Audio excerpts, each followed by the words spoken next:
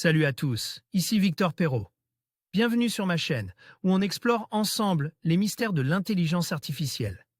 Si vous êtes plus passionné par les nouvelles technologies et que vous voulez en savoir plus sur le monde fascinant des réseaux de neurones, alors abonnez-vous pour ne rien manquer. Vous êtes prêts? C'est parti. Bonjour à tous, aujourd'hui, je vais aborder un sujet qui concerne de plus en plus de joueurs en ligne, les pirates informatiques. Dans cette vidéo, je vais vous expliquer comment ces cybercriminels ciblent les joueurs, les techniques qu'ils utilisent et comment vous pouvez vous protéger. Que vous soyez un joueur occasionnel ou un passionné, il est essentiel de rester vigilant face à ces menaces. Restez avec moi pour découvrir comment naviguer en toute sécurité dans le monde du jeu en ligne. Le secteur du jeu vidéo a énormément bénéficié de la pandémie, et de nombreuses personnes se sont tournées vers les jeux en ligne pour passer le temps pendant les différents confinements. Le marché mondial des jeux vidéo devrait dépasser 200 milliards de dollars en 2022. Dans un nouveau rapport, l'éditeur d'antivirus Kaspersky constate une nette augmentation des attaques visant spécifiquement les joueurs en ligne.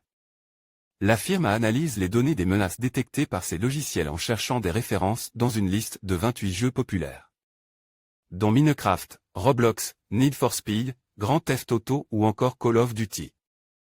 Le nombre d'attaques visant ces jeux a augmenté de 13% dans la première moitié de 2022 par rapport à la même période en 2021. Vol de mots de passe, données bancaires, d'objets en jeu. Les pirates proposent notamment des versions gratuites des jeux qui incluent des malwares ainsi que des mods, modifications ou extensions de jeux, des cheats, ou des outils en lien avec les jeux. Le principal type de malware est un downloader qui passe inaperçu car il ne sert qu'à télécharger d'autres logiciels malveillants. Les attaques visent notamment à voler les identifiants et mots de passe des comptes de jeu ainsi que les informations bancaires utilisées pour le paiement. Certains incluent également des adwares ou encore des programmes de minage de crypto-monnaies qui affectent les performances en jeu. Kaspersky a également détecté un grand nombre de cas de phishing avec de faux sites imitant le site du jeu ou la boutique dans le jeu, qui propose des avantages ou objets factices. Une fois que la victime tente de s'identifier, les pirates ont accès à son compte et peuvent récupérer tout moyen de paiement en registre. Et même revendre des objets du jeu qui peuvent parfois avoir beaucoup de valeur. Pour se protéger, il faut suivre les recommandations habituelles, toujours vérifier l'adresse d'un site avant de s'identifier, télécharger les jeux depuis un catalogue officiel, Steam, Google Play, l'App Store des Apple. Et activer l'authentification à 2 facteurs.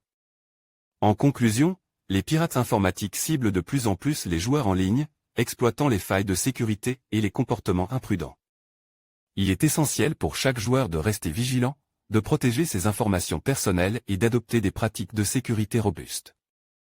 En sensibilisant la communauté et en partageant des conseils, nous pouvons tous contribuer à rendre l'univers du jeu en ligne plus sûr.